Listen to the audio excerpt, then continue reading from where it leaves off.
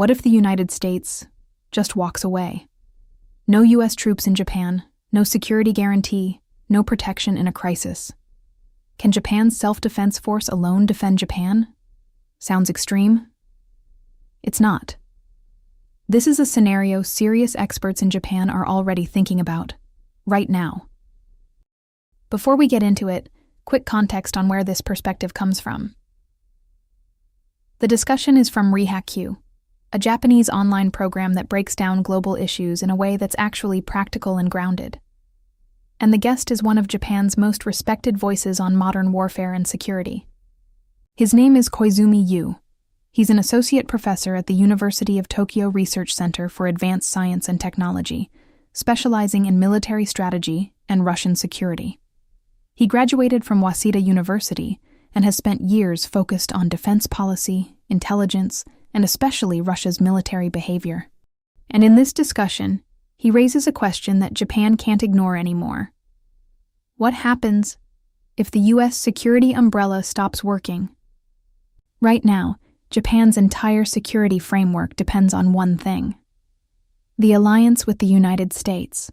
And in the short term, that doesn't change. Japan has no realistic alternative.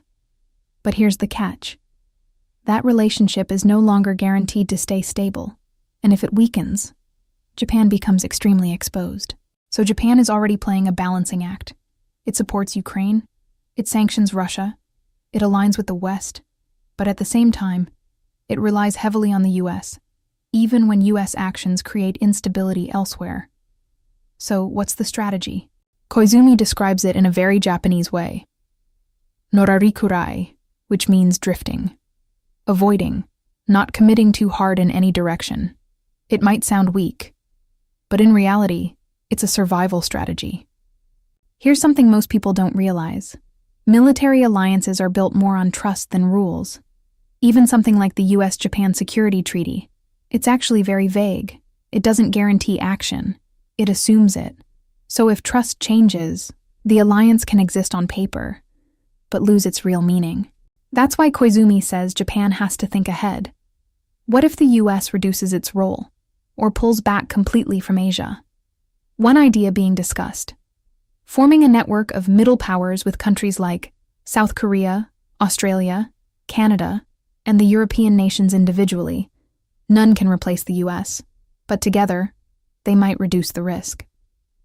Then comes the hardest question: nuclear weapons. From a military perspective, the logic is simple. Nothing deters like nuclear capability. There is no cleaner, easier substitute. So even if Japan doesn't want nuclear weapons, being the only country to experience nuclear bombing, the question doesn't disappear, especially when Japan is surrounded by nuclear-armed neighbors. But here's where Japan is different. It's not trying to become a military superpower, though the current government is on a path to boost defense spending and to change the constitution that will change to a full military. Instead, its strength may actually be subtlety, avoiding escalation, staying flexible, adapting quietly.